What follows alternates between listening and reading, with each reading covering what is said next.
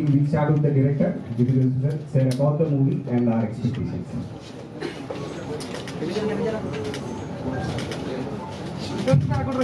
Okay. Good morning and thank you all for coming. നേര് എന്ന് പറയുന്ന സിനിമ ഡിസംബർ 21 ആണ് നമ്മൾ റിലീസ് ചെയ്തിരിക്കുന്നത്. അതിനെക്കുറിച്ച് ഏതാണ്ട് ഒരു ഐഡിയ നിങ്ങൾക്ക് ട്രെയിലറിൽ നിന്ന് കിട്ടിയിട്ടുണ്ടാവും. ട്രെയിലറിൽ കണ്ടതൊക്കെ തന്നെയാണ് സിനിമ, അതിനകത്ത് പറഞ്ഞിരിക്കുന്നത് തന്നെയാണ് സിനിമ. പിന്നെ ഫർദർ എന്തെങ്കിലും ഒക്കെ നമുക്ക് ചോദിക്കാനുണ്ടെങ്കിൽ ചോദിക്കാം. അതിനുള്ള ഉത്തരം നൽകാനാണ് ഞങ്ങളിവിടെ വന്നിരിക്കുന്നത്. ദയവേത് നേരെന്ന് പറയുന്ന സിനിമയെക്കുറിച്ച് ചോദിക്കുക, കാരണം നമുക്ക് കുറച്ച് സമയമുള്ളൂ. ഇനിയും ഒത്തിരി പേർക്ക് നമുക്ക് ഇതുപോലെ ഇന്റർവ്യൂ കൊടുക്കാനുണ്ട്. സോ ആ സിനിമയെക്കുറിച്ചുള്ള ചോദ്യങ്ങൾ മാത്രം ചോദിക്കാം. Thank you. Last, before we start, a few words from your side. Good morning. എല്ലാവർക്കും നല്ലൊരു ദിവസം ആശംസിക്കുന്നു. താങ്ക് യു വെരി മച്ച് എല്ലാവരും ഉള്ളതിന്. ഇത് വളരെ നേരെ എന്ന സിനിമയുടെ പ്രൊമോഷനായിട്ട് ഞാനും ജിത്തുകൂടെ ചെയ്യുന്ന ദൃശ്യം, 2 ദൃശ്യം, പിന്നെ പത്മാൻ കാര്യങ്ങൾ ഫിലിം ചെയ്തുകൊണ്ടിരിക്കുന്ന റാം അത് കഴിഞ്ഞ് ചെയ്യുന്ന സിനിമയാണ്. തീർച്ചയായിട്ടും മലയാള സിനിമയെ വേറൊരു തലത്തിലേക്ക് ഉയർത്തിക്കൊണ്ടുപോയ സിനിമകളായിരുന്നു ദൃശ്യം 1, 2. അത് കഴിഞ്ഞ് അതേ ടീം ചെയ്യുന്ന ഈ ചിത്രത്തിന് ഒരുപാട് പ്രത്യേകതകളുണ്ട് ഉണ്ടാകണം. അതുകൊണ്ടാണ് തീർച്ചയായിട്ടും ഒരു സിനിമ എടുക്കാൻ ഞങ്ങൾ തയ്യാറായത്. ആ സിനിമയുടെ പേര് പോലെ ഒരു വലിയൊരു ധർമ്മം ഇതിൻ്റെ പുറകിലുണ്ട്. അതൊരു കോർട്ട് റൂം ഡ്രാമയാണ്, ഒരു ഇമോഷണൽ ഡ്രാമയാണ്.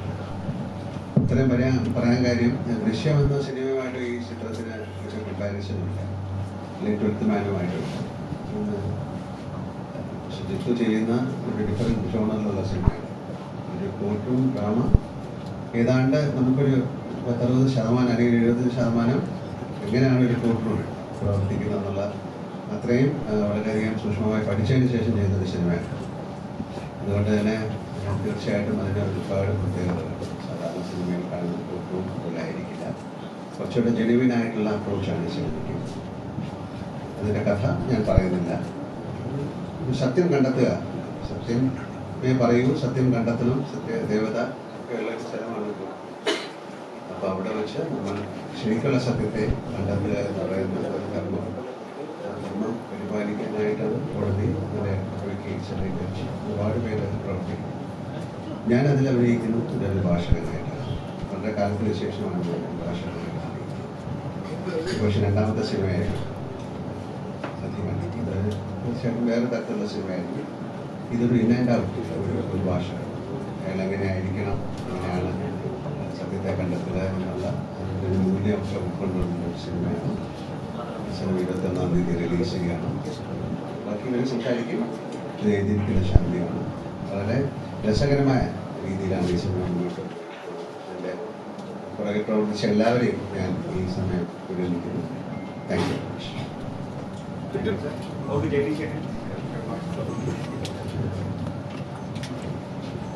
ജിത്തു സൂചിപ്പിച്ച പോലെ ഇത് സസ്പെൻസും ട്വിസ്റ്റും ഉള്ള ഒരു സിനിമ ആയിരിക്കില്ല.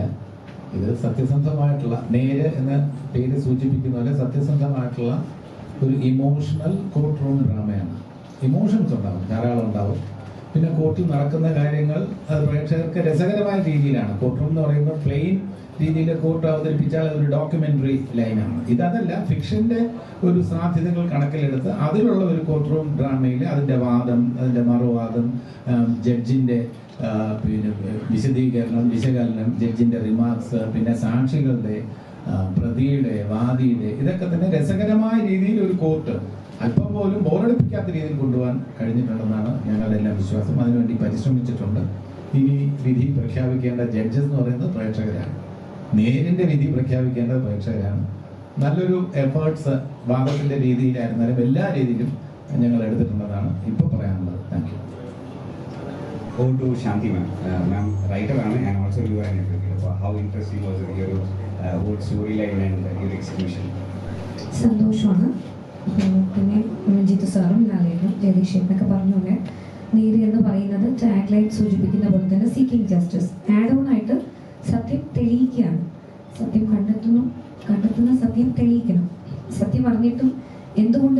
ചോദ്യമുണ്ട് സൊസൈറ്റിക്ക്. അപ്പോൾ അതിനുള്ള ഒരു ചെറിയ ഉത്തരം കൂടിയായിരിക്കും. പിന്നെ ഒരു ഇമോഷണൽ ഡ്രാമയാണ് നേര്. നല്ലൊരു സിനിമയായിരിക്കും. ക്രിസ്മസിന് പ്രേക്ഷകർക്ക് നേര് എത്തിക്കാൻ പറ്റുന്നത് വളരെ യാദൃച്ഛികമായെങ്കിലും വളരെ സന്തോഷമായിരിക്കുന്നു. Thank you. Oh to Anaswara. Anaswara, ഞങ്ങൾ we are all eagerly waiting. ഒരു കംപ്ലീറ്റ്ലി ഡിഫറെൻറ്റ് ക്യാരക്ടർ ചേഞ്ച് ആണെന്ന് തോന്നുന്നു from what you have done before. അപ്പോൾ എങ്ങനെയുണ്ടായിരുന്നു യുവർ എക്സ്പീരിയൻസ്? അപ്പോൾ പറഞ്ഞ പോലെ തന്നെ ഞാൻ ഇതുവരെ ചെയ്യാത്ത ക്യാരക്ടറൊന്നും ഭയങ്കര ഡിഫറെൻ്റ് ആയിട്ടുള്ളൊരു ക്യാരക്ടറാണ് നേരിനകത്ത്.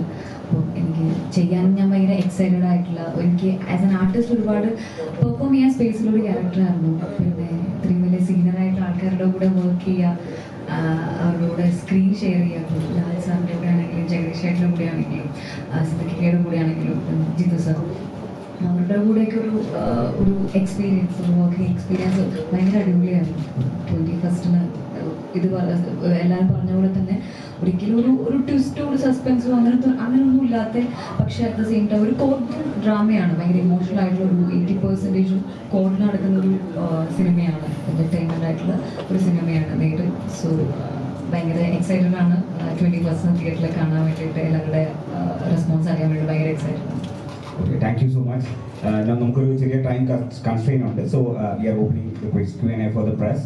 അപ്പോൾ again I remind you, നമുക്കറിയാം we have a lot of wonderful movies line up from Lal sir, but right now we are concentrating on Neere. So I will kindly request everyone concentrate on Neere the movie. Alright, please, over to the video. ലാലേട്ടൻ എന്നൊരു performer അടയാളപ്പെടുത്തുന്ന ഒരു ചിത്രമായി.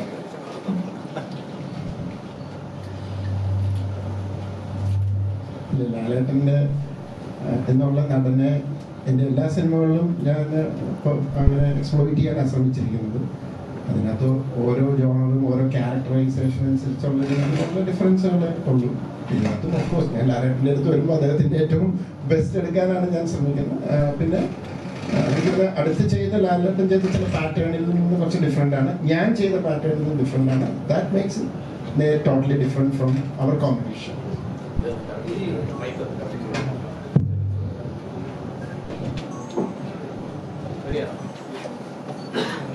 ലാലേട്ടന്റെ പ്രേക്ഷകർക്ക് ഏറ്റവും പ്രിയപ്പെട്ട ഈ നിസ്സായനായി മാറുന്ന പല ചിത്രങ്ങൾ, ഇപ്പൊ ലൈക്ക് സേതു മാധവൻ അടക്കമുള്ള കുറെ നമ്മുടെ മെമ്മറീസ് ആയിട്ട് ഏറ്റവും പ്രിയപ്പെട്ടതായി മലയാള പ്രേക്ഷകർ സൂക്ഷിച്ചിട്ട് കുറെ ക്യാരക്ടേഴ്സ്, അത്രയ്ക്ക് നമ്മളൊരു ട്രെയിലറില് അത്രയും ഹിന്റുകളൊക്കെ തരുന്നുണ്ട്. അപ്പം അങ്ങനത്തെ ഒരു സംഗതിയൊക്കെ നമുക്ക് പ്രതീക്ഷിക്കാം. അദ്ദേഹത്തിന്റെ എല്ലാ തരത്തിലുള്ള ജോണറുകളും ആൾക്കാർക്ക് പ്രിയപ്പെട്ടതാണ്. ഇപ്പം അദ്ദേഹം പലതരത്തിലുള്ള വേഷങ്ങൾ കൈകാര്യം ചെയ്തിട്ടുണ്ട്, അതെല്ലാം പ്രിയപ്പെട്ടതാണ്. ഇതിനകത്ത് ഈ പറഞ്ഞ പോലെ ഏതാണ്ടൊക്കെ ഒരു ആ പാറ്റേണിൽ വരുന്ന ഒരു സിനിമയാണ് ഞാൻ. അത് നിങ്ങൾക്ക് ട്രെയിലറിൽ കണ്ടത് തന്നെയാണത്. അതിൽ നിന്ന് ഹൈഡ് ചെയ്തോ അങ്ങനെ ഒന്നുമില്ല. അതാണ് ആ സിനിമ, അതാണ് ആ ക്യാരക്ടറൈസേഷൻ. അതിന് ശേഷമാണ് ഒരു വക്കീവേഷത്തിലെത്തുന്നത്. നേരെ എന്നൊരു സബ്ജക്റ്റ് കേട്ടപ്പോൾ അത് തനിക്ക് എന്ന് വെച്ചാൽ ലാലേട്ടന് അത് കറക്റ്റ് ആകുമെന്ന് മനസ്സിൽ ആ സബ്ജക്റ്റിൽ എന്താണ് ഉൾപ്പെടുന്നത്? തീർച്ചയായിട്ടും കഥ തന്നെയാണ്. കഥ പറയുമ്പോൾ കഥയുടെ ഒരു എന്താ പറയണ്ട, അതിൻ്റെ അകത്തൊരു വലിയൊരു ക്ലിപ്പുണ്ട്, അതിനൊരു സോഷ്യൽ റെലവൻസ്. പിന്നെ തീർച്ചയായിട്ടും നേരത്തെ പറഞ്ഞ പോലെ ഒരു നിസ്സഹായനായ ആളെന്നുള്ളത് നിസ്സഹായനായ ആളല്ല, വളരെ മിടുക്കനായ ഒരാളാണ്. ഒരുപാട് കാര്യങ്ങൾ കൊണ്ട് അയാൾ നിസ്സഹായനായിപ്പോയി. പക്ഷെ ഒരു സമയത്ത് അയാൾ ഈ സത്യം കണ്ടെത്തണം എന്നുള്ള ഇതിലേക്ക് കടക്കുകയാണ്. അതിനുവേണ്ടി വളരെ മിടുക്കനായ ഒരാളാണ്. അയാളുടെ കഴിവുകൾ ഉപയോഗിച്ചു അപ്പോൾ സത്യത്തിൻ്റെ പുറകെ സഞ്ചരിക്കുക. ഇപ്പോൾ ഈ ശാന്തി പറഞ്ഞ പോലെ അത് കണ്ടെത്തിയാൽ മാത്രം പോരാ, അത് തെളിയിക്കുകയും വേണം. അപ്പോൾ അതിനുള്ള എഫേർട്ട് അയാൾ എടുക്കുകയും തീർച്ചയായിട്ടും അതിൽ അയാൾ സക്സസ്ഫുള്ളായി മാറി. അതാണ് കഥ. തീർച്ചയായിട്ടും എന്നെ സംബന്ധിച്ചിടത്തോളം വളരെ അഭിനയ പ്രാധാന്യമുള്ള റോളാണെന്നൊക്കെ ചോദിച്ചു കഴിഞ്ഞാൽ എനിക്കത് മറുപടി പറയാൻ പറ്റില്ല. കാര്യം സിറ്റുവേഷൻസ് അങ്ങനെയാണ്, എപ്പോഴും അങ്ങനെയാണല്ലോ. ഒരു ആക്ടറിന് അഭിനയിക്കാൻ സാധിക്കുന്ന സിറ്റുവേഷനാണ്. പിന്നെ കൂടെയുള്ള ആൾക്കാരുടെ ഡയലോഗും കാര്യങ്ങളൊക്കെ കൊണ്ടാണല്ലോ അയാൾ നിസ്സഹായ അവസ്ഥയിലേക്ക് പോകുന്നത്. അത്തരത്തിൽ ഒരുപാട് സ്ഥലത്ത് അദ്ദേഹത്തിനൊന്നും പറയാൻ പറ്റാത്ത ഒരു സ്ഥലത്ത് നിന്ന് അയാൾ വീണ്ടും ഉയർത്തെഴുന്നേറ്റ് ഈ സത്യം കണ്ടെത്തി. എന്നെ സംബന്ധിച്ചിടത്തോളം ഇപ്പോൾ എനിക്ക് വരാൻ പോകുന്ന സിനിമ അല്ലെങ്കിൽ മുന്നേ ചെയ്ത സിനിമകളിലെല്ലാം മാറി ചിന്തിക്കാവുന്നൊരു വേഷമാണ്. അതുകൊണ്ട് തന്നെയാണ് ഈ സിനിമയ്ക്ക് എനിക്ക് താല്പര്യം തോന്നിയത്. ഇതിനകത്ത് കാണുന്ന നമ്മൾ ട്രെയിലറൊക്കെ കണ്ടപ്പോൾ പോർട്ടിലെ സീനുകളാണ് കൂടുതൽ. ഇതിന്റെ പേര് തന്നെ നേരെ എന്നാണ്. നേരായ വഴിക്ക് നയിച്ചുന്ന ആ നയത്തിലൂടെ കേസുകൾ തെളിയിക്കാൻ പറ്റുന്ന ഒരു അഭിഭാഷകനായിട്ട് തന്നെയാണോ താങ്കൾ? കണ്ടിട്ട് പറഞ്ഞു അങ്ങനെയാണല്ലോ അതുകൊണ്ടാണ് നേരിട്ടിരിക്കുന്നത്. അത് ജസ്റ്റിസ് കണ്ടെത്തുക. ഞാൻ നേരത്തെ പറഞ്ഞാൽ തീർച്ചയായിട്ടും എപ്പോഴും അങ്ങനെയല്ലേ, ഒരാള് ഒരു സിനിമയിൽ അഭിനയിക്കുമ്പോൾ അതിന്റെ ക്ലൈമാക്സ് എന്ന് പറയുന്നത് അയാൾ സക്സസ്ഫുൾ ആയി മാറുമോ ഇല്ല എന്നുള്ളത് സിനിമ കണ്ടിട്ടേ പറയാൻ. ഒരു പക്ഷേ അയാൾ ചിലപ്പം സക്സസ്ഫുൾ ആയി മാറിയേക്കാം, അല്ലാതെ മാറിയേക്കാം. 21-ാം തീയതി വരെ ഒന്ന് അടങ്ങിയിരിക്കും. റോഡിന് വേണ്ടി പ്രിപ്പയർ ചെയ്യുമ്പോൾ സിനിമ തുടങ്ങുന്നതിനൊക്കെ മുമ്പ് പ്രകൃതിയോട് എന്നെ സഹായിക്കൂ എന്ന് പറഞ്ഞാണ് റോഡിന് വേണ്ടി തുടങ്ങുന്നതെന്ന് കേട്ടിട്ടുണ്ട്. അപ്പോൾ അതിവല്ല ക്ഷാമാവുമ്പോഴും നേരിൽ വിജയമാവുമ്പോഴും ഹെൽപ്പ് മീ തന്നെയാണോ പ്രോസസ്? തീർച്ചയായിട്ടും. പിന്നെ നേരത്തെ പറഞ്ഞ പോലെ അതിലെ സിറ്റുവേഷൻസ്, സീന്, നമ്മുടെ കൂടെ പ്രവർത്തിക്കുന്നവര്, പിന്നെ ഇതിൽ കൂടുതൽ എന്ന് പറഞ്ഞാൽ ശാന്തി എന്ന് പറയുന്നത് ഒരു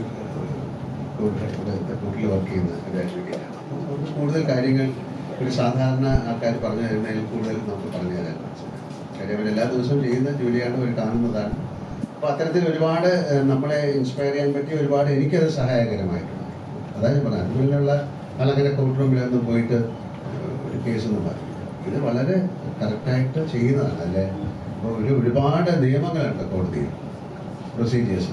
അത് നമ്മൾ സിനിമയിൽ കാണുന്ന പല സിനിമകളിലും അത്തരത്തിലുള്ള പ്രൊസീജിയേഴ്സ് ഒന്നും കാണിച്ചിട്ടില്ല, അല്ലെങ്കിൽ കാണിച്ചിട്ടുള്ളത് അത്രത്തോളം സത്യമായിരിക്കില്ല.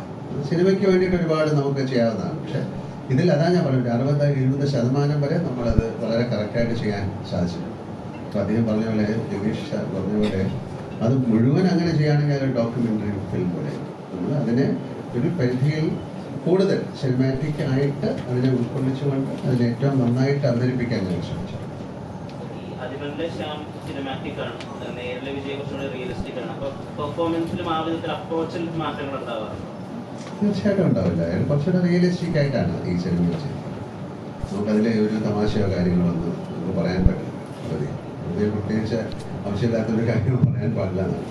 അപ്പോൾ അതൊക്കെ മനസ്സിലാക്കിക്കൊണ്ട് തന്നെ വേണം ആ കഥാപാത്രത്തെ നമ്മൾ ചെയ്യാൻ. ലാലേട്ടൻ ചിത്രത്തിനായി പ്രേക്ഷകർ കാത്തിരിക്കാൻ നേരത്ത് അവരെന്താണ് എക്സ്പെക്ട് ചെയ്യുന്നത്? നമ്മൾ പറഞ്ഞ ഒരു നല്ല സിനിമയായിരിക്കാം. നമ്മളിതുവരെ ചെയ്യാത്ത, അല്ലെങ്കിൽ ഇതുവരെ ആരും ഒരു പക്ഷേ സിനിമയിൽ കൊണ്ടുവരാത്തൊരു പ്രമേയമാണ്. അപ്പം അത് ആ സിനിമ കണ്ടിട്ട് വേണം തീരുമാനിക്കാൻ. എക്സ്പെക്ടേഷൻ എന്ന് പറയുന്നത് എന്താണെന്ന് എനിക്ക് അറിഞ്ഞൂടാ. അല്ലെ, നിങ്ങൾ എന്താണ് എക്സ്പെക്ട് ചെയ്യുന്നത്? ഇപ്പോഴങ്ങനെ ഉണ്ട്, ഞാൻ ഉദ്ദേശിച്ച പോലെ ശരിയായില്ല, എന്താണ് ഉദ്ദേശം എന്നറിയാം. അപ്പോൾ ഞങ്ങൾക്കൊരു സിനിമ ചെയ്യുന്ന സമയത്ത് എൻ്റെ സംവിധായകരായാലും അല്ല അഭിനയിക്കുന്നവരായാലും എന്താണ് എക്സ്പെക്ട് ചെയ്യുന്നത് ആ സിനിമ കൊണ്ട് എന്ന് നമ്മൾ വിചാരിക്കുന്ന പോലെ അല്ലല്ലോ പറഞ്ഞു വിചാരിക്കും. ഇപ്പോൾ നേരത്തെ പറഞ്ഞ പോലെ ഇത് ഭയങ്കരമായ ട്വിസ്റ്റുകളും അല്ലെങ്കിൽ ഭയങ്കര ഒരു ക്രൈം ത്രില്ലറോ അങ്ങനെയൊക്കെയുള്ള സിനിമ അല്ലെന്ന് തന്നെയാണ് ആദ്യമേ ഞങ്ങൾ പറയുന്നത്. അപ്പോൾ അതുകൊണ്ട് അത് എക്സ്പെക്ട് ചെയ്തിട്ട് വരുന്നവർക്ക് അങ്ങനത്തെ ഒരു സിനിമ ആയിരിക്കില്ല. പക്ഷെ അവർക്ക് വേറെ ഒരു തരത്തിൽ ഒന്നും എക്സ്പെക്ട് ചെയ്യാതെ ഈ സിനിമ കണ്ടു കഴിഞ്ഞാൽ ഒരു റൈറ്റർ എന്നുള്ള രീതിയിൽ പലപ്പോഴും പെർഫോമൻസിനെ പറ്റി ആളുകൾ സംസാരിക്കുന്നത്, അദ്ദേഹത്തെ പറ്റിയൊക്കെ MT സാർ പറഞ്ഞു ഓർക്കുന്നു. അതായത് ഞാൻ എഴുതി വെച്ചിരുന്ന എത്രയോ വലുപ്പത്തിലാണ് അദ്ദേഹം അത് സ്ക്രീനിൽ ചെയ്തിട്ടുള്ളത്. ഇത് പല റൈറ്റേഴ്സും പറയാറുണ്ട്. ഞങ്ങൾ എഴുതിയതിൻ്റെ വേർഷൻ അല്ല, അതിൻ്റെ എൻഹാൻസ്ഡ് വേർഷനാണ് പലപ്പോഴും കാണാൻ പറ്റുന്നത്. ഒരു റൈറ്റർ പെർസ്പെക്റ്റീവിൽ നേരിൻ്റെ എഴുത്തിലത്തെ നേരും ലാൽ എഫക്ട് ഓഫ് നേരും ഒന്ന് എക്സ്പ്ലെയിൻ ചെയ്യാം. പറഞ്ഞത് തന്നെയാണ്, അതൊരു മാജിക് ആയിട്ട് എനിക്ക് തോന്നിയിരിക്കുന്നത്. കാരണം നമ്മൾ എഴുതുന്ന ഡയലോഗ്സ്, എസ്പെഷ്യലി കോഡ് സീക്വൻസിലെ ഡയലോഗ്സ് നമ്മൾ എഴുതുമ്പോൾ എൻ്റെ മനസ്സിൽ നമ്മൾ കേൾക്കുന്ന ഒരു ഡെലിവറി ഉണ്ട്, അതിൻ്റെ മോഡുലേഷനൊക്കെ പ്രതീക്ഷിക്കുന്നതിന് അപ്പുറത്തേക്ക് അതിന് വരുമ്പോൾ പലപ്പോഴും മനസ്സ് നിറഞ്ഞിട്ടാണ് നമ്മൾ നിൽക്കുന്നത്. പിന്നെ ചിലപ്പോൾ ചില ഡയലോഗ്സൊക്കെ ഞങ്ങൾ സ്പോട്ടിലാണ് മാറ്റുന്നത്. അപ്പോൾ ചിലപ്പോൾ ഏട്ടന് ഒരെണ്ണമായിരിക്കും നോക്കിയിട്ട് ചിലപ്പോൾ വന്നത്, പെട്ടെന്ന് ആ പേപ്പർ മാറ്റിയിട്ട് ഞാൻ ഓടിപ്പോയി ഇതാണ് എന്ത് കുട്ടിയായത് ഇങ്ങനെ മാറ്റുന്നു എന്നൊക്കെ പറഞ്ഞിട്ട്. പക്ഷെ അപ്പോഴും ഒരു ലേമൻ ലാംഗ്വേജ് അല്ല അവിടെയാണ് നോക്കേണ്ടത്. ഇപ്പം നമ്മൾ സ്ഥിരമായി ഉപയോഗിക്കുന്ന വാക്കുകളോ കോണ്ടെക്സ്റ്റ്, ഇപ്പം ഞാൻ വക്കീലാണ്, എന്നോട് ഇപ്പോൾ ഒരു മെഡിക്കൽ ടേംസ് കുറേ പറയുമ്പോഴേക്കും എനിക്ക് ആ ഫ്ലോയിൽ പറയാൻ ബുദ്ധിമുട്ടായിരിക്കും. അവിടെയാണ് ലാലേട്ടൻ എന്ന് പറയുന്ന ഒരു ആക്ടർ, ഒരു മനുഷ്യൻ, അദ്ദേഹത്തിന് എപ്പോഴും എനിക്കൊരു അത്ഭുതമായിട്ട് തോന്നുന്നത്. ഒരു അഡ്വക്കേറ്റ് എന്ന നിലയിൽ കോർട്ടുകളിൽ പോകാറുണ്ട്, പോയി കേസുകൾ വാദിക്കാറുണ്ട്. അവിടെ നിന്നുണ്ടായ കുറെ സംഭവങ്ങൾ ഈ സിനിമയിൽ ഉണ്ടാകുമെന്ന് പ്രേക്ഷകർ പ്രതീക്ഷിക്കാൻ പറ്റും. അത് ലാലേട്ടനിലേക്ക് തന്നെ എത്താൻ കഥ എഴുതുമ്പോൾ ലാലേട്ടനിലേക്ക് തന്നെയാണ് എത്തിയത്. ഇല്ല, 2 ചോദ്യങ്ങളാണത്. അതിൽ ഒന്നാമത്തത് കോടതിയിൽ ഉള്ള സംഭവങ്ങൾ ഈ സിനിമയിൽ ഉണ്ടാകുമോ എന്നുള്ളതാണ്. കോടതിയിലുള്ള കുറേ സംഭവങ്ങളെല്ലാം ചേർത്തിട്ടായിരുന്നു ഇതിന്റെ ആദ്യത്തെയും സെക്കൻഡ് ഡ്രാഫ്റ്റൊക്കെ വന്നത്. അതെല്ലാം പാക്ക് ചെയ്തപ്പോഴേക്കും പോയി. കാരണം അത് നേരെ 1, 2, 3 നമ്മൾ ഇറക്കേണ്ടി വരും. അതെല്ലാം ചെയ്യണമെന്നുണ്ട്.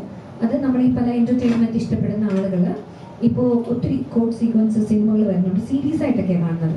അപ്പൊ നമുക്ക് ആ ഓരോ ഇൻസിഡന്റിനെയും, ഇപ്പോൾ ഒരു വക്കീലിന്റെ ലൈഫ് രാവിലെ കോർട്ടിട്ട് ഇറങ്ങുന്നു, പോകുന്ന വഴി കോടതി, പല സംഭാഷണങ്ങൾ, അതിലൊക്കെ നർമ്മം ഉണ്ടാകും, പല ഇമോഷൻസ് ഒക്കെ ഉണ്ടാകും. ഇത് ശരിക്കും അതിനുള്ള ഒരു സ്പേസ് ഇല്ലാഞ്ഞിട്ടാണ് ഞങ്ങൾ വളരെ കുറേ അങ്ങനെയുള്ള മുഹൂർത്തങ്ങൾ എടുത്ത് മാറ്റേണ്ടി വന്നു. പിന്നെ 2 എന്ന് പറയുന്നത് എന്നോട് ചോദിച്ച ചോദ്യം എഴുതുമ്പോൾ ലാലേട്ടൻ മനസ്സിലായതുകൊണ്ടാണ്. ജിത്തു സാറ് ദൃശ്യത്തിന്റെ സമയത്താണ് ഇതിലൊരു ആശയം പറയുന്നത്. അപ്പൊ ആ സമയത്ത് ആശയം വരുന്നു, അതിൻ്റെ ഒരു 2 മിനിറ്റ് കൊണ്ട് തന്നെ സാർ അത് ആന്റണി ചേട്ടനോട് പറയുമായിരുന്നു. ആന്റണി ചേട്ടൻ അത് കേട്ടപ്പോൾ തന്നെ അത് വർക്ക് ചെയ്യുമെന്ന് പറയുന്നു. അങ്ങനെ അവിടെ നിന്നാണ് ഞങ്ങളത് തുടങ്ങുന്നത്. അപ്പോഴും ലാലേട്ടൻ കേട്ടിട്ടില്ല. പിന്നെ റാമിന്റെ സമയത്ത് UK അവിടെ ഇരുന്നിട്ടാണ് ലാലേട്ടനോട് ഞാൻ ആ കഥ പറയുന്നത്. ഞാൻ പകുതി പറയുന്നു, ഞാനും ആദ്യമായിട്ടാണ് കഥ പറയുന്നത്. പറയുമ്പോൾ പെട്ടെന്ന് ലാലേട്ടൻ അത് കേൾക്കുന്നു, ചിരിക്കുന്നു. ഇതൊക്കെയാണ് എൻ്റെ പ്രതീക്ഷ. പക്ഷേ ഓരോന്നിനും അദ്ദേഹം ലോജിക്കലി ആയിട്ടുള്ള ചോദ്യങ്ങൾ ചോദിക്കുന്നത്, പ്രത്യേകിച്ച് ജിത്തു സാറിൻ്റെ കൂടെയുള്ള വർക്കാണ്. സാറിങ്ങനെ ലോജിക് എല്ലാം സീൽ ചെയ്യുന്നതാണ്. ആഡ് ഓൺ ടു ദാറ്റ് ഈ സിനിമയിലും അങ്ങനെ ലോജിക് എല്ലാം. ഇപ്പോൾ ഒരു സീക്വൻസ് കാണുന്നു, ഇതെന്താ ഇങ്ങനെ എന്ന് ചോദിക്കുമ്പോൾ തൊട്ടടുത്ത് മറുപടി പറയുന്ന ശൈലിയാണ് ജിത്തു സാറിൻ്റെ മൂവീസ്. പക്ഷെ ഇതങ്ങനെ ചെയ്യാൻ നമുക്ക് പറ്റില്ല, ഒത്തിരി നീണ്ടുപോകും. മാക്സിമം അത് സീൽ ചെയ്തിട്ടുണ്ട്. അപ്പോൾ അത് കഥ ഡെവലപ്പ് ചെയ്ത് വരുന്ന ഒരു ക്യാരക്ടറൈസേഷൻ വരുമ്പോഴാണ് ലാലേട്ടൻ നേരില് നീതിക്ക് വേണ്ടി കഴിയുന്ന ഒരു അച്ഛൻ തന്നെയാണോ? ഇതിപ്പോ എന്റെ അച്ഛൻ സീസണാണ്. അതില് മാക്സിമം വെറൈറ്റി ഒരു ക്യാരക്ടർ തരാൻ ജിത്തുവും ശാന്തിയും ശ്രമിച്ചിട്ടുണ്ട്. അത് മാക്സിമം എഫേർട്സ് ഞാൻ എടുത്തിട്ടുണ്ട്. ഞാൻ ഈ റോള് വളരെയധികം എൻജോയ് ചെയ്തു.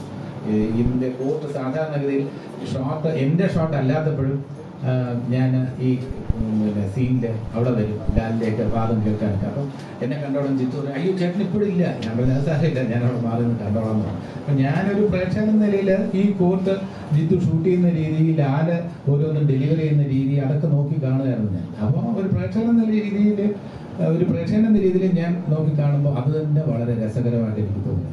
അപ്പോൾ അത് റോ ആയിട്ട് കാണുകയാണ്. അതിനകത്ത് മ്യൂസിക് ഇല്ല, അതിനകത്ത് പിന്നെ ഷോട്ട് മുറിച്ചെടുക്കുകയാണ്. ഇത് സിനിമയായിട്ട് കാണുമ്പോൾ എനിക്ക് കിട്ടിയതിൻ്റെ ഇമ്പാക്റ്റിൻ്റെ എത്രയോ ഇരട്ടിയായിരിക്കും തിയേറ്ററിലെ പ്രേക്ഷകർക്ക് കിട്ടാൻ പോകുന്നതെന്ന് ഞാനപ്പോൾ കാൽക്കുലേറ്റ് ചെയ്തു. അപ്പോൾ അതുകൊണ്ട് ഈ അച്ഛൻ എന്ന് പറയുന്ന ക്യാരക്ടറിലോട്ട് വരുമ്പം അതിന് വേറൊരു ഷെയ്ഡാണ്. സാധാരണ ഇപ്പൊ കണ്ടിട്ടുള്ള ഈ ഫാമിലിയിലെ ഒരു കലിപ്പൻ അച്ഛനിൽ നിന്നും വളരെ ഡിഫറെന്റ് ആയിട്ടുള്ള ഒരു അച്ഛനാണ്. അതിൽ സന്തോഷമുണ്ട്.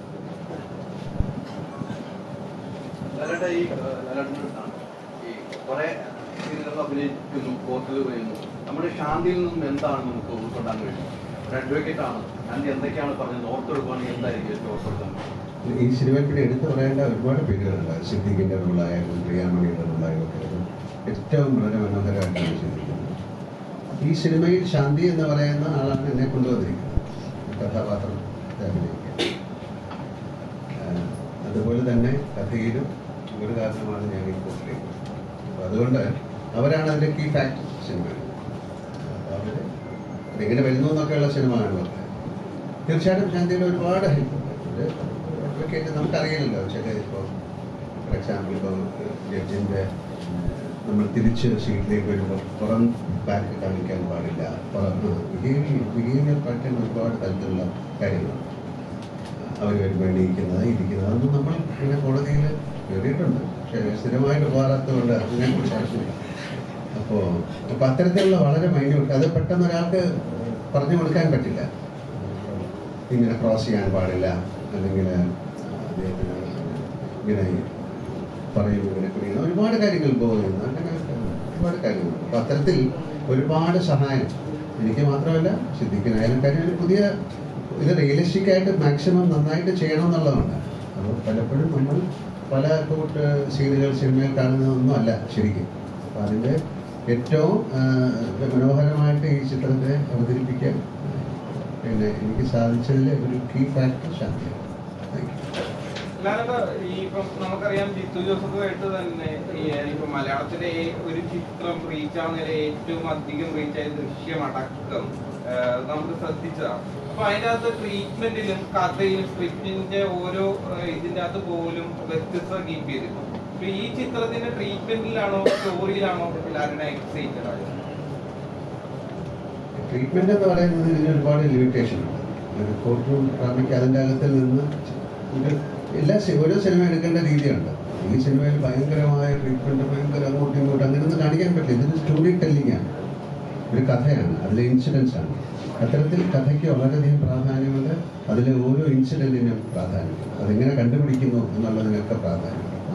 ട്രീറ്റ്മെൻറ്റ് എന്നുള്ളത് തീർച്ചയായിട്ടും അതിൻ്റെ മേക്കിങ്ങും വളരെ രസകരമായിട്ടാണ്. പിന്നെ ഒരു മൂവിൻ്റെ അകത്ത് നിന്നുകൊണ്ട് ആൾക്കാർക്ക് മുഷിപ്പിക്കാത്ത തരത്തിൽ ആ ഫിലിം ഉണ്ടാക്കുക എന്ന് പറയുന്നത് നല്ല പ്രയാസമുള്ള കാര്യമാണ്.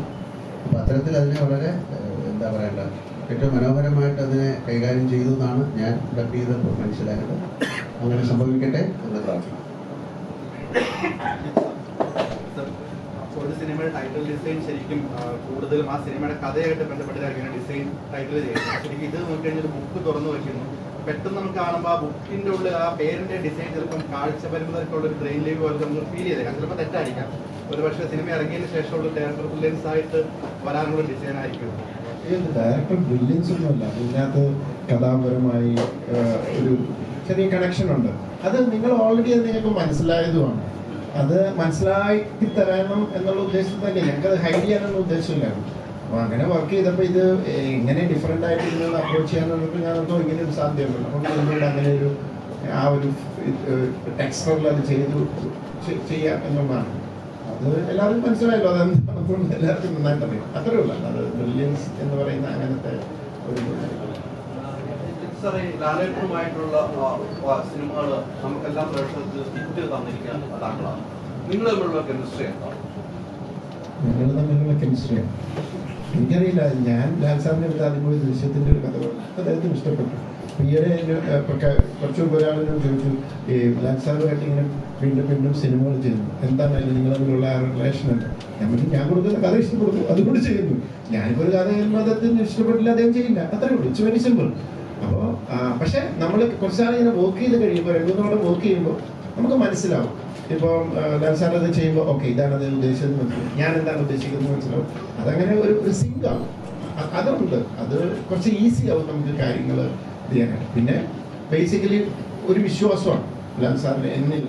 അപ്പം ഞാനൊരു കഥ പറയുമ്പോൾ അദ്ദേഹം എന്നോട് പറഞ്ഞു ഇതിങ്ങനെയാണ്, നല്ല കഥയാണ്, ഇത് ആൾക്കാരെ എൻഗേജ് ചെയ്ത് നിർത്തേണ്ടതാണ്, അത് ജിത്തുവിൻ്റെ റെസ്പോൺസിബിലിറ്റിയാണ്, ജിത്തു അത് മനോഹരമായിട്ട് ചെയ്യുമെന്നുള്ള വിശ്വാസമാണ് എനിക്കുണ്ട്. ആ വിശ്വാസം എന്നിൽ അർപ്പിച്ചു. ആ വിശ്വാസം ആകുമെന്നിട്ട് 21 തീയതി അറിയാം.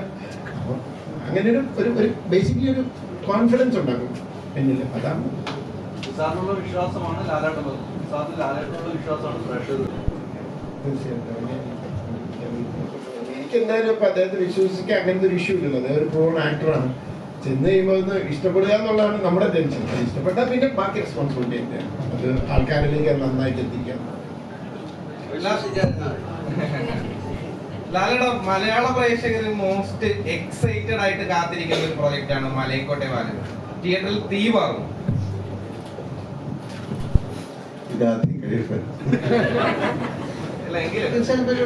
ഡിഫറെന്റ് ജോണറിലുള്ള ഒരു സിനിമയാണ്. തീർച്ചയായിട്ടും ആ സമയത്ത് നമുക്ക് ഇതുപോലെ ഒന്നുകൂടെ നമുക്ക് സംസാരിക്കാം. അത് ഭയങ്കര ചോദ്യങ്ങൾക്ക് ഞാൻ മറുപടി പറയാം. നല്ല എല്ലാ സിനിമയും നമ്മൾ തുടങ്ങുമ്പോൾ നേരത്തെ പല പ്രാവശ്യം ഞാൻ പറഞ്ഞിട്ടുള്ളതുപോലെ എല്ലാ സിനിമയും തുടങ്ങുമ്പോൾ ഇത് ഏറ്റവും വലിയ സിനിമയായി മാറണേ എന്ന പ്രാർത്ഥനയോടുകൂടിയാണ് അതിലെല്ലാവരും വർക്ക് ചെയ്യുന്നത്. ഓരോ സിനിമയ്ക്ക് ഓരോ ജാതകമുണ്ട്, അതങ്ങനെ മാറിപ്പോകും. അതിൽ തീർച്ചയായിട്ടും നമുക്ക് തോന്നിയ ഒരു വികാരം ആ സിനിമയിലുണ്ടെങ്കിൽ അതാണ് എക്സ്പെക്ടേഷൻ. അത് ആ സിനിമ കണ്ടിട്ടേ പറയാൻ പറ്റും. നമുക്ക് കിട്ടിയിരിക്കുന്ന ജോലി ചെയ്യുന്നു, നമ്മുടെ കൂടെയുള്ളവരുടെ കൂടെ സഞ്ചരിക്കുന്നു. പിന്നെ അത് പുറത്തിറങ്ങി കഴിയുമ്പോഴാണല്ലോ ഞാൻ വിചാരിച്ച പോലെ പറ്റിയില്ല, എന്താണ് വിചാരിച്ചതെന്ന് ഞങ്ങൾക്ക് അറിയാനും പറ്റില്ല. അപ്പം അതൊരു വലിയൊരു എന്താ പറയുന്നത്, ഇതൊരു സീക്രട്ട് റെസിപ്പിയാണ് സിനിമ എന്ന് പറയുന്നത്. കൊണ്ടാണ് അതുകൊണ്ട് തീ പാറട്ടെ. തീർച്ചയായിട്ടും തീർച്ചയായിട്ടും ഒരുപാട് പരിമിതികളുള്ള ക്യാരക്ടറൈസേഷനിൽ ഒരുപാട് പരിമിതികളുള്ള വേഷമാണ് നേരിടുന്ന ട്രെയിലർ കണ്ടപ്പോൾ തോന്നി. അങ്ങനത്തെ ഒരു വേഷം ഒരു ക്യാരക്ടർ എടുത്ത് ചെയ്യുക എന്നുള്ളതാണ് നേരത്തെ. അതെ, എനിക്ക് സാറ് കഥ പറഞ്ഞപ്പോഴും എന്നെ എക്സൈറ്റ് ചെയ്തൊരു ഫാക്ടർ അതാണ്. ട്രെയിലറിൽ ആൾക്കാർക്ക് മനസ്സിലായത് തന്നെ ആയിരിക്കും. ആ ഒരു ക്യാരക്ടറിന്റെ മെന്റൽ സ്പേസിൽ നിന്ന് അത് പെർഫോം ചെയ്യാന്നുള്ളത് എനിക്ക് വലിയൊരു ചാലഞ്ച് തന്നെയായിരുന്നു. ചെയ്യാത്തൊരു ക്യാരക്ടർ ആയതുകൊണ്ടും എൻ്റെ എനിക്കൊരു ടാസ്ക് എന്ന് വെച്ചാൽ അതിൻ്റെ ആ ഒരു ക്യാരക്ടറിൻ്റെ മെൻ്റൽ സ്പേസിൽ നിൽക്കുക എന്നുള്ളത് തന്നെയായിരുന്നു. അത് എനിക്ക് മൊത്തത്തിൽ പടം കഴിഞ്ഞപ്പോഴും എൻ്റെ ആക്ടിങ്ങിൽ ഞാൻ ഭയങ്കര സാറ്റിസ്ഫൈഡ് ആയിരുന്നു. മൊത്തത്തിൽ കഴിഞ്ഞപ്പോഴും, ഇപ്പോൾ ഡബ് കഴിഞ്ഞപ്പോഴായാലും ഞാൻ ആസ് ആൻ ആക്ടർ എൻ്റെ പെർഫോമൻസിൽ ഞാൻ ഭയങ്കര സാറ്റിസ്ഫൈഡ് ആയിരുന്നു. ഇപ്പോഴും ഓരോ സീൻ എടുക്കുമ്പോഴും അതൊരു ഹാപ്പി ആക്സിഡന്റ് പോലെ സംഭവിക്കണേ എന്ന് വിചാരിച്ചു പ്രിപ്പയർ ചെയ്യാതെ തന്നെയാണോ ഈ സിനിമയിൽ നേരിൽ സമീപിക്കുന്നത്? അല്ല, കാര്യം നേരിൽ കുറച്ചുകൂടെ ഇപ്പോൾ നമ്മുടെ ഡയലോഗ്സ് ഒക്കെ നമുക്ക് ഇഷ്ടംപോലെ പറയാൻ അല്ലെങ്കിൽ മാറ്റി പറയാനൊന്നും പറ്റില്ല. കുറച്ചുകൂടെ നമ്മളതിനെക്കുറിച്ച് കുറച്ചുകൂടെ എന്താ പറയുക സീരിയസ് അപ്രോച്ച്. പക്ഷേ മറ്റ് സിനിമകളിൽ നമ്മൾ കുറച്ചുകൂടെ റിലാക്സ്ഡ് ആയി. ഇതിൽ കുറച്ചുകൂടെ നമ്മൾ ഡയലോഗൊക്കെ പറയുന്നതും ഒരുപാട് എന്താണ് കോടതിയുടെ ഭാഷയുണ്ട്, പിന്നെ കേസ് നമ്പർ, കാര്യങ്ങൾ പറയുന്ന രീതി, മോഡലേഷൻ. അപ്പോൾ അതുകൊണ്ട് കുറച്ചുകൂടെ കെയർഫുള്ളായിട്ട് തന്നെയാണ് എല്ലാവരും ചെയ്യുന്നത്. പിന്നെ ഇതിന് എന്താ പറയണ്ടേ, വേറെ രീതിയിൽ ഇതിനെ പ്രസൻറ്റ് ചെയ്യാൻ പറ്റാത്തതുകൊണ്ട് ഇതിനൊരു നിയമമുണ്ടല്ലോ, ഉൾക്കൊണ്ട് അതിൻ്റെ ഉള്ളിൽ നിന്നുകൊണ്ടേ ഈ കഥാപാത്രത്തെ അവതരിപ്പിക്കുന്നത്. നമുക്കിഷ്ടം പോലെ ചെയ്യാൻ പറ്റില്ല. ഒരു ക്യാരക്ടറിന് നമുക്ക് അതിൻ്റെ ആ ക്യാരക്ടറിൽ നിന്നുകൊണ്ടേ ചെയ്യും. അങ്ങനെ അത്തരത്തിലാണ് ഈ സിനിമ. ഇപ്പോൾ എന്താ പറയുക, ജഗദീഷ് നേരത്തെ പറഞ്ഞ ജഗദീഷിൻ്റെ ഏറ്റവും നല്ലൊരു റോളാണ്. ഒരു കുട്ടിയുടെയും ആയാലും വളരെ നന്നായിട്ടാണ് ഞാൻ ഡബ് ചെയ്തപ്പോഴൊക്കെ കുട്ടി ചെയ്തിരിക്കുന്നത്. ഒരു വളരെയധികം ബോൾഡായിട്ടുള്ളൊരു പെൺകുട്ടിയുടെ റെപ്രസെൻറ്റേഷൻ നമ്മൾ ആ സിനിമയിൽ അത് പറയുകയും ചെയ്യുന്നുണ്ട്. ഏറ്റവും കൂടുതൽ നിസ്സഹായനായ ഒരു അച്ഛനായിട്ടാണ് ജഗദീഷ് ചെയ്തിരിക്കുന്നത്. ഒക്കെ വളരെ എന്താ പറയുക, നമുക്ക് ഒരു പക്ഷേ വളരെയധികം എന്താ പറയുക സങ്കടം തോന്നുന്ന ഒരു സിനിമയായിരിക്കും. അല്ലെങ്കിൽ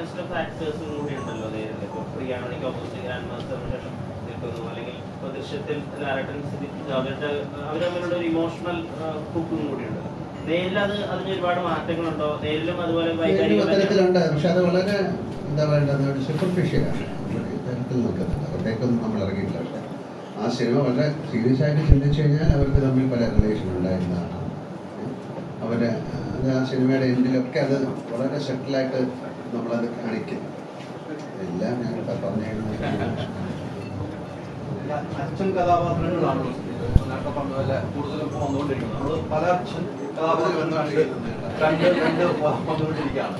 നമ്മുടെ മനസ്സിൽ ആഴത്തിൽ ഫീൽ ചെയ്യുന്ന ഒരു സബ്ജക്ട് നമ്മൾ മറ്റ് ആളുകളെ നമ്മൾ ഒട്ട അയൽവക്കത്തുള്ള ഒരു അച്ഛൻ അല്ലെങ്കിൽ നമ്മുടെ കുടുംബത്തിലുള്ള അച്ഛൻ, അത്തരം ഒരു ഫീല് ഈ അച്ഛനിൽ നിന്നും പ്രേക്ഷകർക്ക് കിട്ടും. അല്ല, ഇതില് ഈ സിനിമയുടെ കഥ ആദ്യം ജിത്തു എൻ്റെ അടുത്ത് കുറിച്ച് പറയുമ്പോൾ തന്നെ എനിക്കുള്ള ഒരു സന്തോഷം എന്ന് പറഞ്ഞാൽ, ഒന്ന് ജിത്തു മോഹൻലാൽ കോമ്പിനേഷൻ, പിന്നെ ആശീർവാദ് സിനിമ സാറും ആന്റണി പെരുമ്പാവൂർ കമേഴ്സ്യൽ ആംഗിളിൽ ചിന്തിക്കുന്ന ഒരു പ്രൊഡ്യൂസറാണ്.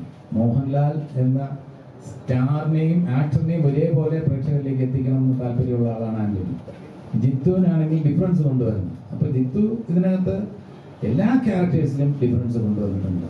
അത് ശാന്തി കൂടെ ചേർന്നിട്ടാണ് എല്ലാ ക്യാരക്ടേഴ്സിലും. അത് ഞാൻ പറഞ്ഞു, ധൈര്യമായിട്ട് പറയാം. എൻ്റെ ക്യാരക്ടർ മാത്രമല്ല, ഈ അച്ഛൻ ഇതുവരെ കണ്ടിട്ടുള്ള ഒരു അച്ഛനല്ല. ഈ അച്ഛൻ്റെ ഷെയ്ഡ്സ് ക്യാരക്ടർ എന്താണെന്നുള്ളത് എനിക്ക് പറയാൻ പറ്റില്ല. സ്റ്റോറിയിൽ കുറേ കാര്യങ്ങൾ റിവീൽ ചെയ്യാനുണ്ട്. ആ റിവീൽ ചെയ്യുന്നത് എന്ന് പറയുന്നത് സസ്പെൻസ് ഒന്നുമല്ല, അത് ആദ്യമേ പറഞ്ഞു പോകുന്ന കാര്യങ്ങളാണ്. അവിടെയുള്ള ഇമോഷൻസ്, പിന്നെ ഇതിൽ ഓരോ ആക്ടർ, ഇപ്പം ലാല് പറഞ്ഞതുപോലെ എന്നെ കുറിച്ച് ലാല് പറഞ്ഞു, ലാലിനെ കുറിച്ച് എനിക്ക് പറയാനുള്ളത്, ഇതിനകത്ത് കോർട്ടിൽ ബാധിക്കുന്ന ലാലല്ല, വേറെ നിമിഷങ്ങളിൽ ലാലിൻ്റെ എക്സ്പ്രഷൻസ് മാത്രമാണ്. പലപ്പോഴും കോർട്ടിൽ എത്രത്തോളം ബാധിക്കുന്നോ ആ കോർട്ടിന് പുറത്ത് എക്സ്പ്രഷൻസ് കൊണ്ടാണ് സീനിനെ നിർത്തിയിട്ടുള്ളത്. അത് നിങ്ങൾക്ക് കാണുമ്പോൾ മനസ്സിലാവും ഓരോ സീനിലും. അപ്പോൾ സൂക്ഷ്മമായിട്ടുള്ള കണ്ണുകൾ അഭിനയിക്കേണ്ട ചില സീനുകൾ ഇതിനകത്തുണ്ട്. അത് കോർട്ടിലും ഉണ്ട്. ചില റിയാക്ഷൻസ് ഒക്കെ വളരെ ഇമ്പോർട്ടൻ്റ് ആണ്. അപ്പോൾ നമ്മൾ കണ്ടുകൊണ്ടിരിക്കുമ്പോൾ നമുക്ക് തന്നെ ഫീൽ ചെയ്തിട്ടുണ്ട്. അത് പിന്നെ ലാലിനോട് നേരിട്ട് ജിത്തു അപ്രീഷിയേറ്റ് ചെയ്യാൻ നമ്മുടെ അടുത്ത് പറഞ്ഞിട്ടുണ്ട്, ഗംഭീരമായിട്ടുണ്ടെന്നുള്ള രീതിയിൽ നമ്മുടെ അടുത്ത് പറഞ്ഞിട്ടുണ്ട്. അപ്പോൾ നമുക്ക് തോന്നിയിട്ടുണ്ട്. അപ്പോൾ എല്ലാ ആക്ടേഴ്സിനും, അതിപ്പോൾ ലാലായിക്കോട്ടെ, അനശ്വരായിക്കോട്ടെ, സിദ്ദിഖിൻ്റെ ആയിക്കോട്ടെ, പ്രിയാമണിയും ലാലും തമ്മിലുള്ള പ്രതിവാദങ്ങളൊക്കെ ഉണ്ട്. അതൊക്കെ ഒരു രസമായിരിക്കും. ഇതുവരെ വന്നിട്ടുള്ള രീതിയിലല്ല. പലപ്പോഴും അങ്ങനെ ആർഗ്യുമെന്റ്സ് ഏത് സാഹചര്യത്തിൽ ആ ക്യാരക്ടർ വരുന്നു എന്നുള്ളതാണ് അവിടെ പുതുമ. അവിടെ സസ്പെൻസ് ഒന്നുമില്ല, പക്ഷെ ഏത് സാഹചര്യത്തിൽ പ്രിയാമണി അവിടെ വാദിക്കാൻ വരുന്നു എന്നുള്ളത് കഥയിലെ ഒരു പുതുമയാണ്. ട്വിസ്റ്റെന്ന് ഞാൻ പറയുന്നില്ല, അതൊരു പുതുമയാണ്. അപ്പോൾ അങ്ങനെ ഓരോ ആക്ടേഴ്സിനും ഇമോട്ട് ചെയ്യാൻ പറ്റിയ സന്ദർഭങ്ങൾ ഇതിനകത്ത് ഒരുക്കിയിട്ടുണ്ട്. അതുകൊണ്ട് എനിക്ക് ലാലിനൊക്കെ ക്രെഡിറ്റ് കിട്ടുന്നുണ്ടെങ്കിൽ അതിനകത്ത് ഏറ്റവും വലിയ കോൺട്രിബ്യൂട്ടിംഗ് ഫാക്ടർ എന്ന് പറഞ്ഞാൽ ജിത്തുവിൻ്റെയും ശാന്തിയുടെയും കോൺട്രിബ്യൂഷനും ഇൻവോൾവ്മെന്റുമാണ്.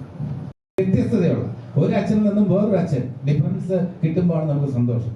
ഫാലിമിയിലെ അച്ഛനിൽ നിന്നും എൻറ്റയർലി ഡിഫറെൻ്റ് ആയിട്ടുള്ള ഒരു അച്ഛൻ, ഇതിനകത്ത് ഇമോഷൻസ് ഒക്കെ ഉള്ള ഒരു അച്ഛനെ കിട്ടുമ്പോൾ, ഹെൽപ്ലെസ് ആയിട്ടുള്ള ഒരു അച്ഛനെ കിട്ടുമ്പോൾ വളരെ സന്തോഷമാണ്. വളരെ സട്ടിലായിട്ട് പെർഫോം ചെയ്യാൻ പറ്റിയ ഒരു സബ്ജക്റ്റാണ്, അതിനനുസരിച്ചുള്ള ഒരു ആവിഷ്കാരമാണ്. അപ്പോൾ അതിൽ തീർച്ചയായിട്ടും ഞാൻ വളരെ ഹാപ്പിയാണ്. ഈ പ്രോജക്റ്റിന്റെ ഭാഗമാകാൻ കഴിഞ്ഞാൽ എനിക്ക് സന്തോഷവും അഭിമാനമുണ്ട്. പ്രേക്ഷകരുടെ റിസൾട്ടിനായി കാത്തിരിക്കുന്നു. ഇത് സാർ ഇപ്പൊ ഒരു ലാലേട്ടൻ ചിത്രം എന്ന് പറയുന്നത് ഫാമിലി ഒന്നടക്കം തിയേറ്ററിലേക്ക് ഇറങ്ങുമെന്ന് അറിയാം. എങ്കിലും ചോദിക്കട്ടെ, സലാറുമായിട്ട് ഈ ചിത്രം ക്ലാഷ് ബേസ് ആണത്, സാർ എങ്ങനെ നോക്കിയാണ്? അല്ല, സലാർ ടോട്ടലി ഡിഫറെൻ്റ് ആയിട്ടുള്ള ഒരു സിനിമയാണ്. അതൊരു ആക്ഷൻ ബേസ്, അത് പോയി കാണുക.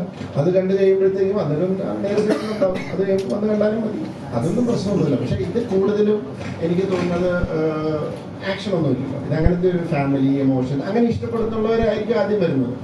അപ്പം തീർച്ചയായിട്ടും ഇതൊരു ബേസിക്കലി ഞാൻ ചെയ്യുന്ന സിനിമ എപ്പോഴും എല്ലാ ഫാമിലി എന്ന് പറയുന്ന ഒരു ഇതിലാണ് എപ്പോഴും ചെയ്യുന്നത്. അപ്പം എൻ്റെ ടാർഗറ്റ് ഓഡിയൻസ് ഫാമിലിയാണ്. എന്നിട്ട് ചെറുപ്പക്കാരും അവരാരും കാണരുതെന്നല്ല, അവരും വന്ന് കാണണം എന്നുള്ള സത്യമുണ്ട്. അത് അവരുടെ ചോയ്സാണ്. ഇപ്പം ഞാൻ എവിടെയോ കണ്ടു, നമ്മുടെ ട്രെയിലറെല്ലാം വന്നു കഴിഞ്ഞപ്പം ഒരു പയ്യൻ എഴുതിയിട്ടുണ്ട്, നേരെ ട്രെയിലർ കൊള്ളാം, അപ്പം മോർണിംഗ് ഷോയ്ക്ക് സലാറിന് പോവാം, എന്നിട്ട് ആഫ്റ്റർനൂൺ നേരെ കാണാം. നമ്മൾ തീരുമാനിച്ചു കഴിഞ്ഞു, അത് അയാളുടെ ചോയ്സാണ്. മനസ്സിലായോ? നമ്മളിപ്പം കുറെ നമ്മൾ ആന്റണി ചേട്ടനിലേക്ക് എത്താൻ എളുപ്പമാർഗം അദ്ദേഹത്തിന്റെ നമ്പർ വിളിച്ചു നോക്കുക, അല്ലെങ്കിൽ അദ്ദേഹത്തിന്റെ ഓഫീസിൽ ചെന്ന് നോക്കുക. അതാണ് എനിക്ക് തോന്നുന്നത് എളുപ്പമാർഗം. നിങ്ങളൊരു വിശ്വാസമാണല്ലോ, ജിത്തു സാറിനോട് വിശ്വാസമാണ് ആന്റണി ചേട്ടൻ. അതാണല്ലോ നിങ്ങളെപ്പോഴും കൈകോർത്ത് പോകുന്നത്. വിശ്വാസമുണ്ട്. പക്ഷെ ആന്റണിക്കും കഥ ഇഷ്ടപ്പെടണം. പ്രൊഡ്യൂസറാന്ന് പറഞ്ഞാൽ പിറ്റേ ദിവസം പോകുന്നു, ഓക്കെ, നമ്മളെ പരിചയമുള്ള ഒരാളല്ലേ ചോദിച്ചു. അങ്ങനെയല്ല, സിനിമ കഥ കേൾക്കുമ്പോൾ ആന്റണിക്കൊരു ജഡ്ജ്മെന്റ് ഉണ്ട്. ആന്റണിക്ക് നിങ്ങൾക്ക് ആർക്കും അറിയാൻ മേലാത്തൊരു കാര്യം ഞാൻ പറയാം. പണ്ട് ഞാൻ വേറൊരു എൻ്റെ രണ്ടാമത്തെ പടം മമ്മി ആൻഡ് മീ എന്ന് പറയുന്ന സിനിമ, അതിന്റെ പ്രൊഡ്യൂസർ ജോയി തോമസ് കേട്ട് കഴിഞ്ഞാൽ അദ്ദേഹത്തിന്റെ സുഹൃത്താണ് ആന്റണി പെരുമാ. അദ്ദേഹം പറഞ്ഞു, ആന്റണി അടുത്ത് അത് ഞാൻ ആന്റണിയെ അറിയാം, പക്ഷെ ഞാൻ സിനിമ ചെയ്തിട്ടില്ല, ഒന്ന് കഥ പറയണം എനിക്ക് എന്ന് പറഞ്ഞു. ഞാൻ അടുത്ത പ്രൊജക്റ്റ് അടക്കിയതായിരുന്നു. കാരണം അദ്ദേഹം ചെയ്യുന്ന പടങ്ങളെ പറ്റും. ഞാൻ ചെന്ന് കഥ പറഞ്ഞ ആന്റണി ചെയ്തിട്ട് ഒരു ഉഗ്രൻ സിനിമ ജോയി തീർച്ചയായിട്ടും ചെയ്തിരിക്കുന്നത്. അദ്ദേഹത്തിന്റെ ജഡ്ജ്മെന്റ് ഉണ്ട്. അപ്പൊ അദ്ദേഹം കഥ കേട്ടിട്ട് അദ്ദേഹത്തിന് ഇഷ്ടമായാലാണ് അധികം പ്രൊഡ്യൂസർ ഇൻവെസ്റ്റ് ചെയ്യുമ്പോൾ അത് ചിന്തിക്കുകയാണ്.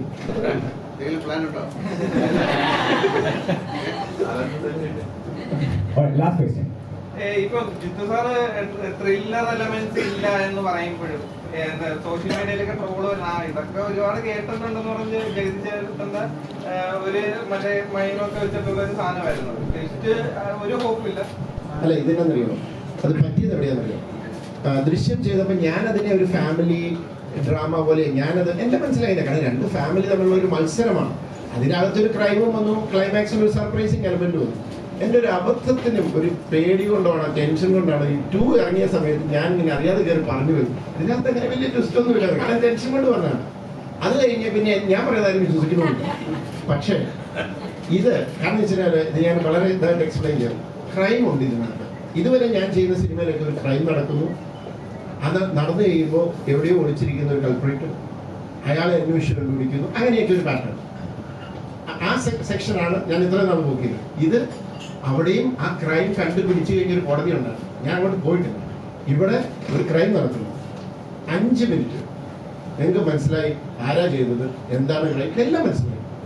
അവിടുന്ന് അതെടുത്ത് ഞങ്ങൾ കോടതിയിലേക്ക് പ്ലേസ് ചെയ്യുന്നു. കോടതിയിൽ എന്താണ് നടക്കുന്നത്, ഈ ഒരു കോടതിയിൽ ഒരു കേസ് ചെല്ലുമ്പോൾ ഏതൊക്കെ പ്രോസിക്യൂഷനും ഡിഫൻസും തമ്മിൽ എന്തൊക്കെ രീതിയിൽ കളികൾ നടക്കാം. അപ്പം ഞാൻ ഇതിനകത്ത് ഒത്തിരി നമുക്ക് അറിയാൻ മേലാത്ത പ്രൊസീജിയേഴ്സ് ഉണ്ട്. ഇതിനകത്ത് എത്ര പേരുണ്ട് കോടതിയുടെ പ്രൊസീജിയേഴ്സ് അറിയാവുന്നവർ? അപ്പം നിങ്ങൾ ചെന്നിരിക്കുമ്പോൾ ഞാൻ ആഗ്രഹിക്കുന്നത് 100% അല്ലെങ്കിലും കോടതി പോകാത്തവർക്ക് ഇങ്ങനെയാണല്ലേ കോടതിയിൽ, ഇങ്ങനെയൊക്കെ പറയാം, ഇങ്ങനെയൊന്നും പറയാൻ പാടില്ല, ഇങ്ങനെയാണ്. ഇപ്പം നമ്മൾ എടുത്തുകൊണ്ടിരുമ്പോൾ ചുമ്മാ കൊണ്ടേ ഒരു സാധനം കൊടുക്കാൻ അതിന് പെറ്റീഷൻ ഇട്ട് അങ്ങനെ ഇതെല്ലാം ഞാൻ ശാന്തിയെ കൊണ്ട് അത് എഴുതിച്ചു.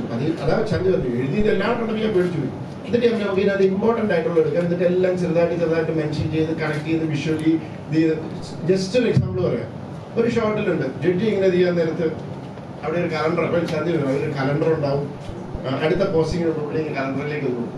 അങ്ങനെ കൊച്ചു സാധനങ്ങളുണ്ട്. ഇതെല്ലാം നമ്മൾ പറ്റുന്ന പോലെ അതിനകത്ത് ഇൻകോർപ്പറേറ്റ് ചെയ്ത് അതിൻ്റെ ഒരു ആംബിയൻസ് കൊണ്ടുവന്നിട്ടുണ്ട്.